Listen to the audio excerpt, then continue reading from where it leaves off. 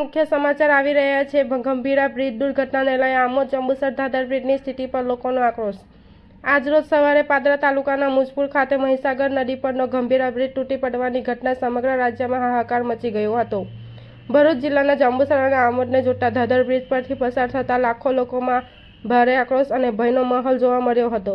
લોકોએ તંત્રને પ્રશ્ન કર્યો હતો કે શું બ્રિજ કોઈ મોટી દુર્ઘટનાની રાહ જોવાઈ રહી છે। જંબુસર આમોદ વચ્ચેના દાદર નદીના બ્રિજ સ્થિતિ અત્યંત જર્જરિત છે। જે બ્રિજ ક્યારે ધરાશાયી થશે તે કહેવાય નહીં। તંત્ર દ્વારા બ્રિજ ઉપર માત્ર સમારકામના નામે માત્ર લાલી લિપસ્ટિક જ કરવામાં આવે છે। જે લાલી લિપસ્ટિક લગાવેલો રોડ થોડા જ સમયમાં ખડખડી બની જાય છે, ત્યારે બ્રિજની મૂળભૂત મજબૂતી કે માળખાકીય સુરક્ષાને સુનિશ્ચિત કરવાના બદલે માત્ર ઉપર છલ્લું રિનોવેશન કરીને સંતોષ માની લેવામાં આવે છે, જે એક ગંભીર બાબત છે। જો ભવિષ્યમાં દાદર નદી ઉપર કોઈ મોટી દુર્ઘટનાનો ભોગ બને તો જવાબદારી કોની રહેશે? ત્યારે તંત્ર વહેલી તકે દાદર નદીનો બ્રિજ નવો મંજૂર કરાવે તેવી માંગ કરવામાં આવી છે। આશ્ચર્યની વાત એ છે કે જ્યારે જાહેરાત જનતા દ્વારા આ બ્રિજનું યોગ્ય સમારકામ માટે રજૂઆત કરવામાં આવે ત્યારે પણ સંબંધિત અધિકારીઓનું પેટનું પાણી હલતું નથી। શું કોઈ મોટી જાનહાનિ થશે ત્યારે તંત્રની આંખો ખુલશે?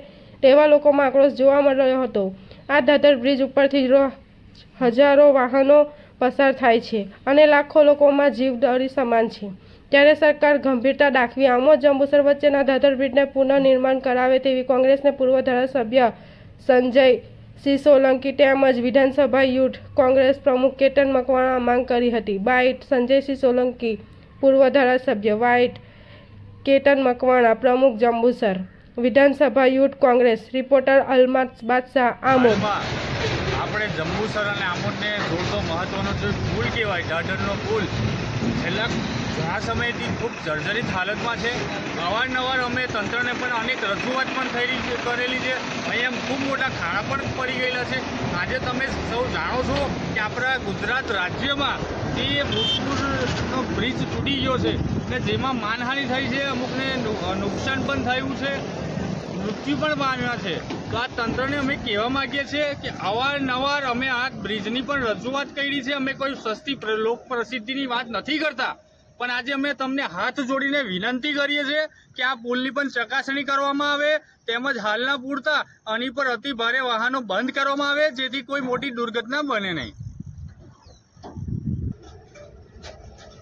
ભરૂચ જિલ્લાનો દાદર નદીનો બ્રિજ ખૂબ અગત્યનો પુલ છે। ત્યાંથી સૌરાષ્ટ્રથી સુરત જતા સુધીનો અગત્યનો રસ્તો છે। અમારા તાલુકાના પ્રતિનિધિઓએ અનેકવાર રજૂઆત કરી છે।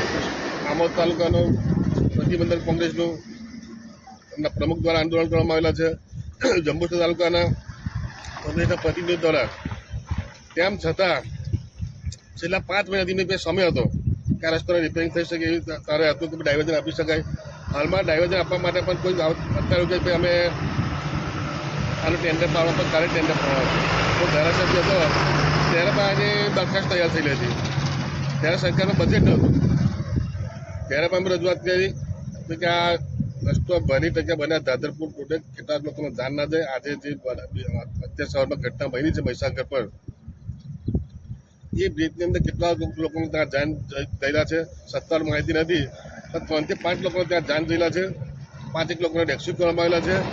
આ નદીમાં તો એટલા બધા મગરો છે કે કોઈને જીવ બનતો હોય તો એના મગરો જ પહેલાં થઈ જાય સુધી છે। એટલે સરકારને અમારી વિનંતી છે, અમે કોઈ સસ્તી લોકપ્રિયતા કરવા માટે નથી આવ્યા, સરકારનું ધ્યાન દોરવા માટે આવેલા છે।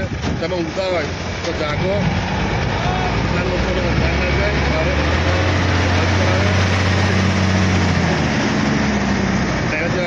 કરે ખૂબ ભારે વાળા જાય ભવિષ્યની અંદર આ રસ્તાની જે મહીસાગરમાં એવી સ્થિતિ ના થાય એટલા માટે તમારે ધ્યાન દોરવું।